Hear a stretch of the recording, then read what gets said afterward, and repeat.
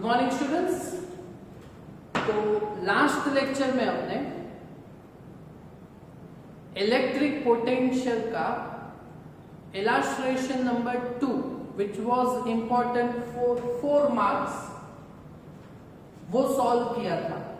Okay और उसके base exercise number 1 वो सेम न्यूमेरिकल था, सिमिलर टू इलस्ट्रेशन नंबर 2। उसको मैंने आपको अपने आप से सॉल्व करने के लिए दिया था। होप सो कि आपने किया हो अपने आप से और आपका आंसर आया भी। ओके तो आफ्टर इलस्ट्रेशन 2 आपकी नोट में एक्सरसाइज नंबर 1 का सॉल्यूशन होना चाहिए। ओके नोट अपने प्रैक्टिस के साथ बनाते जाइएगा। ओके सो जब भी हम स्कूल में मिलेंगे, लेक्चर में मिलेंगे, तो उसके बाद कई टॉपिक हम आगे बढ़ाएंगे। ओके लास्ट जो भी है वो डिस्कस मैं नहीं करूंगा। फाइन ओके अच्छा तो हम चला रहे हैं topic potential due to charge.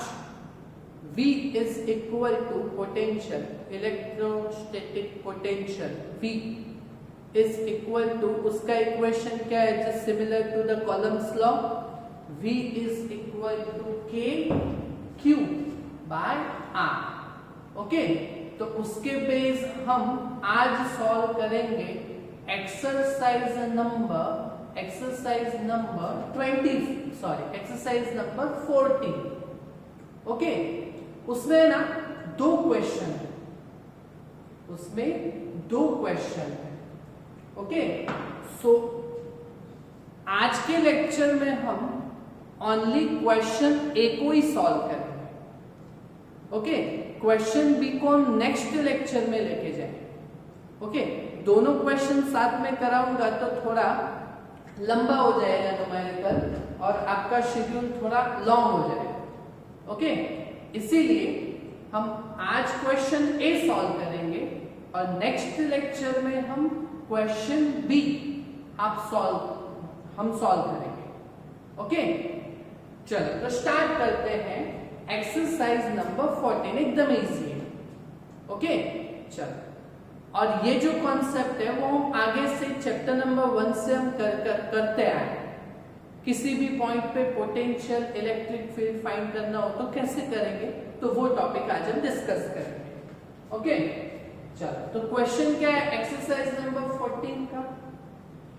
2 spheres of charges 1.5 microcoulomb and 2.5 microcoulomb. दो स्फीयर्स है, sphere A and sphere B, दोनों पे चार्ज कितना है तो Q1 is equal to 1.5 microcoulomb. Micro it means 10⁻⁻⁶ और दूसरे पे चार्ज कितना है, दूसरे स्फीयर पे चार्ज कितना है 2.5 माइक्रोकूलम और they are apart, they are separated by a distance of how much centimetre 30 centimetre. Okay तो according to this first line हमारा डायग्राम कैसे तैयार होगा, तो एक साइड स्फीयर A रखा, दूसरे साइड स्फीयर B रखा। स्फीयर A पे हमने चार्ज रखा Q1 1.5 माइक्रोकूलम और दूसरे पे रखा 2.5 माइक्रोकूलम और सेपरेशन दोनों के बीच का 30 सेंटीमीटर था। सो मीटर में कितना होगा divided by 100, so it will be 0.3 metre. Okay चलो अभी क्वेश्चन ए समझिए। क्वेश्चन ए ही आज सॉल्व करेंगे, आप इजीली आराम से सॉल्व कर पाओगे, अपने आप से करोगे तो आराम से हो जाएगा। ओके क्वेश्चन ए क्या है, तो question A is find electric potential, it means voltage and electric field at mid point. क्या है क्वेश्चन, हमें मिड पॉइंट पे, बीच के पॉइंट पे, एग्जैक्ट बीच के पॉइंट, मिड पॉइंट पे इलेक्ट्रिक पोटेंशियल भी फाइंड करना है और दूसरा क्या फाइंड करना है इलेक्ट्रिक फील्ड। तो देखो क्वेश्चन ए में 2 क्वेश्चन आ गए। ओके दैट्स व्हाई आज हम क्वेश्चन ए ही सॉल्व करेंगे। ओके चलो आराम से समझिएगा। तो मैंने जो डायग्राम किया है यहाँ पे उस पे मिड पॉइंट ले लिया है मैंने P। ओके, मिड पॉइंट है, उसका मतलब उसका दोनों चार्जेस से डिस्टेंस सेम रहेगा। अच्छा, तो मिड पॉइंट है सो दोनों चार्जेस का डिस्टेंस सेम रहेगा। अच्छा, तो सेपरेशन कितना है 30 सेंटीमीटर। सो इतना कितना होगा 15 सेंटीमीटर, इतना कितना होगा 15 सेंटीमीटर। सो मीटर में पॉइंट 15 रहेगा वो सेम। ओके, और ये जो डिस्टेंस है ये पॉइंट P से Q1 और पॉइंट P से Q2 का डिस्टेंस है। उसके लिए हमें इसको सिंबल दिया है R1 एंड R2। ओके, बोलो क्लियर। चलो तो पहले क्या फाइंड करेंगे हम, electric potential at mid point P। Okay, चलो potential at mid point P Vp that is equal to, बोलो पोटेंशियल का तो कुछ टेंशन ही नहीं है, that is a scalar quantity. Okay, तो हम क्या करेंगे,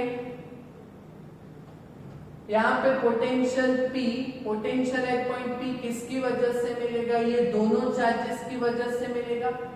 सो potential due to charge Q1 that will be V1, potential charge due to Q2 that will be V2। Okay, so यहाँ पे क्या होगा V1 और V2 दोनों का एडिशन ही होगा because potential is a scalar quantity. Okay, addition या सब्ट्रैक्शन तब सोचना होता है कि जब वो वेक्टर क्वांटिटी हो। पोटेंशियल तो क्या है स्केलर क्वांटिटी है, तो एडिशन ही होगा। चलो अभी पोटेंशियल का इक्वेशन क्या है, पोटेंशियल का इक्वेशन KQ बाय R है ना, मालूम है ना। ओके, तो क्या रखेंगे यहाँ पे KQ1 bye R1 plus KQ2 bye R2, यहां से यहां तक और यहां से यहां तक का डिस्टेंस Q1 और Q2 के लिए हो गया इक्वेशन। हो गया, सिंपल कैलकुलेशन है। अच्छा, तो क्या करोगे, K कॉमन लोगे आप। ओके, तो इन ब्रैकेट क्या रहेगा Q1 by R1 plus Q2 by R2 ऐसे रहेगा। ओके, चलो अभी वैल्यू प्लेस करो। अच्छा, K का वैल्यू 9 × 10⁻⁹ एकदम सिंपल है। अच्छा, Q1 का वैल्यू कितना है 1.5 microcoulomb, so it will B 1.5 × 10⁻⁶ divided by R1, उसका सेपरेशन कितना है 0.15 मीटर। ओके, चलो प्लस Q2 का वैल्यू कितना है 2.5 माइक्रोकूलम, 2.5 × 10⁻⁶ डिवाइडेड बाय सेपरेशन तो कितना है 0.50। बोलो समझ में आया। ओके, चलो तो फिर इस कैलकुलेशन को सॉल्व करेंगे। So Vp that is equal to, okay यहाँ पे सॉल्व करेंगे Vp that is equal to. अच्छा, कैसे करोगे, एक काम करो, जो भी कॉमन निकलता है वो निकाल लो। अच्छा, तो 9 × 10⁻⁹ ऐसे। ओके, चलो यहाँ पे 10⁻⁶ दोनों में कॉमन निकलेगा। ओके, और दोनों में डिवाइड में 0.15 सेम है, सो दोनों में से कॉमन डिवाइड में आएगा 0.15। ओके, तो बोलो ब्रैकेट में क्या रहा 1.5 और यहाँ पे 2.5, सो 1.5 प्लस 2.5। ओके, चलो तो Vp that is equal to 9 × 10⁻⁹ का order 3, 1.5 plus 2.5 4 divide by 0.50। Okay, चलो तो potential at point P Vp is equal to 10⁻³ में आएगा। अच्छा, 10⁻³ में कितना आएगा, तो क्या करोगे 9 × 4 36 डिवाइडेड बाय 0.15 करना पड़ेगा, कर सकोगे नहीं। 9 × 4 36 डिवाइडेड बाय 0.15 करोगे तो आपको मिलेगा answer, it will be 240। How much 240, और पोटेंशियल फाइंड किया so it will be volt capital V। अच्छा, but that is not the ideal form of your answer. Okay, उसको स्टैंडर्ड फॉर्म में कन्वर्ट करेंगे। तो स्टैंडर्ड फॉर्म में Vp that is equal to, यहाँ पे ना पॉइंट 1 2, सो 2.4, 2 टाइम्स डिक्रीज किया, सो यहाँ पे 2 ऑर्डर इंक्रीज करेंगे, सो 10⁵ इतना volt, that is potential at point P। बोलो समझ में आया? इजी है ना? आएगा ना? सिर्फ पोटेंशियल तो वो स्केलर क्वांटिटी है, तो यहाँ पे पॉइंट P पे इन दोनों का पोटेंशियल का एडिशन ही किया हमने। समझ में आया ना? ओके, चलो अभी इलेक्ट्रिक फील्ड फाइंड करते हैं। ये तो हमने चैप्टर नंबर 1 में बहुत बार सॉल्व किया। ओके, चलो इलेक्ट्रिक फील्ड स्केलर क्वांटिटी है या वेक्टर? वेक्टर क्वांटिटी है। Okay, so electric field at point P that will be due to charge q1, it will be e1, charge q2, it will be e2। so e1 और e2 का addition होगा या subtraction होगा, तो वो समझना पड़ेगा। ओके, चलो आराम से समझिएगा। फाइन, देखो यहाँ पे देखो यहाँ पे q1 चार्ज जो है वो पॉजिटिव चार्ज, तो उसकी वजह से जो इलेक्ट्रिक फील्ड जनरेट होता है, तो पॉजिटिव चार्ज से इलेक्ट्रिक फील्ड रेडियली आउटवर्ड बाहर निकलेगा। सो देखो Q1 चार्ज से जो इलेक्ट्रिक फील्ड हम दिखाएंगे वो E1 दिखाएंगे, सो पॉइंट P पे E1 का डायरेक्शन इस साइड पे आएगा। ऐसे समझाया था ना चैप्टर नंबर 1 में, ऐसे प्रॉब्लम सॉल्व किए हैं। ओके, वो सेम ही है, बस पोटेंशियल और इलेक्ट्रिक फील्ड दोनों फाइंड करना है। ओके, चलो वैसे ही चार्ज Q2, वो कौन सा चार्ज है? वो भी पॉजिटिव चार्ज।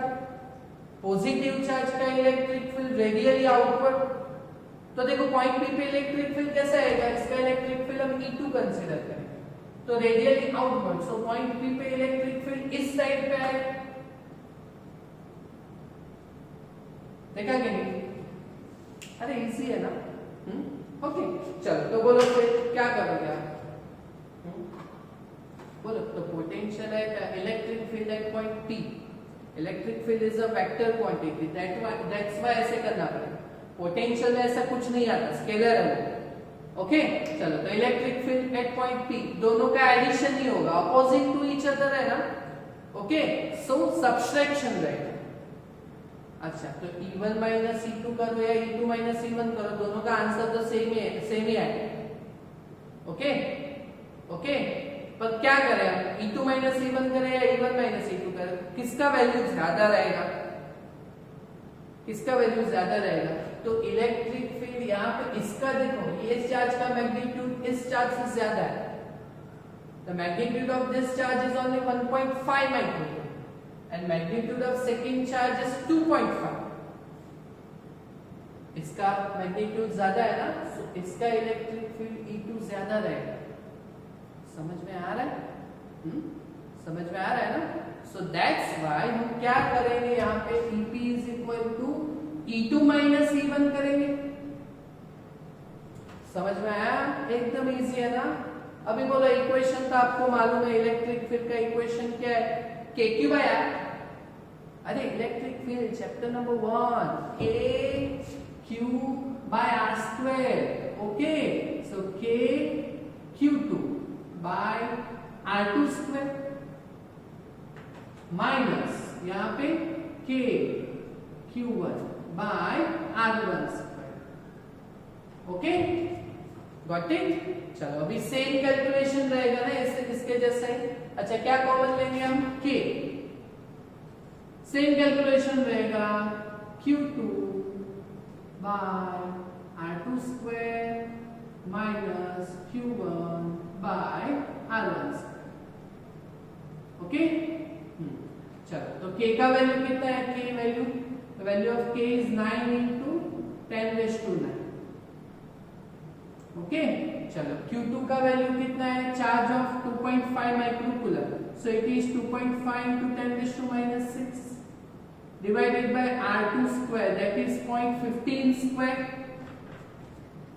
ओके, वैसे तो वैसे यहाँ पे सेम कैलकुलेशन है, 1.5 into 10 raised to minus 6 divided by 0.15 square. Okay, चलो लास्ट सम जैसे सॉल्व किया था वैसे ही सेम कैलकुलेशन करो, कॉमन निकाल लो अंदर से। सो 9 into 10 raised to 9। अच्छा, कॉमन क्या निकलेगा? सो दोनों टर्म में 10 raised to minus 6 कॉमन है न्यूमेरिकल में, और डिवाइडेड बाय 0.15 स्क्वायर दोनों में है, सो 0.15 स्क्वायर, और ब्रैकेट में क्या रहेगा? सो 2.5 माइनस 1.5। ओके, समझ में आया? ये तो सब आपको आना चाहिए ना, कैलकुलेशन बेसिक कॉन्सेप्ट में आपको पूरा समझा सकता हूं। ओके, बट ये कैलकुलेशन तो अपने आप से कर सकते हो कि कोई भी मेथड से कर सकते हो, आंसर आना चाहिए। अच्छा, तो फिर 9 into 10 raised to 9 minus 6 3 into 2.5 minus 1.51 divided by 0.15 square. Okay, चलो तो फिर ये इसका आंसर क्या आएगा? बोलो बोलो। ये 9, ये 10 raised to 3 ऐसे ही रखते हैं, चलो। Okay, so 9 divided by 0.15 divide by 0.15, अगर ये करोगे आप तो कितना आएगा आपका answer? 400।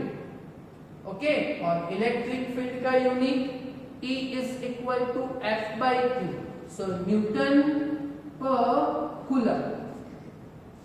Okay, but standard form में वंस अगेन कर देते हैं convert, so 4 into 10 raised to 5 Newton per Coulomb, that is electric field at point P, which is at midpoint।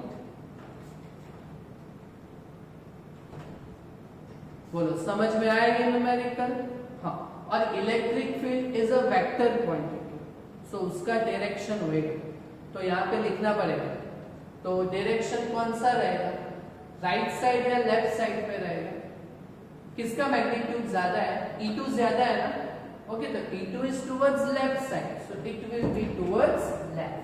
तो यहाँ पे लिख दीजिएगा टुवर्ड्स लेफ्ट।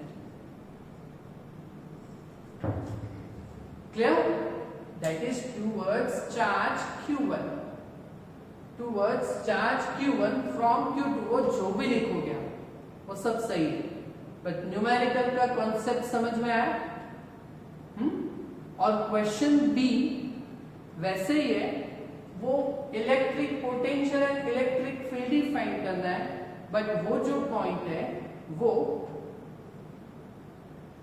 इक्वेटर पे। ओके, सो वो जो भी है वो नेक्स्ट लेक्चर में हम सॉल्व करेंगे। ओके, समझ में आया? ओके, तो हो जाएगा ना ये अपने आप से? Okay, fine, thank you. Towards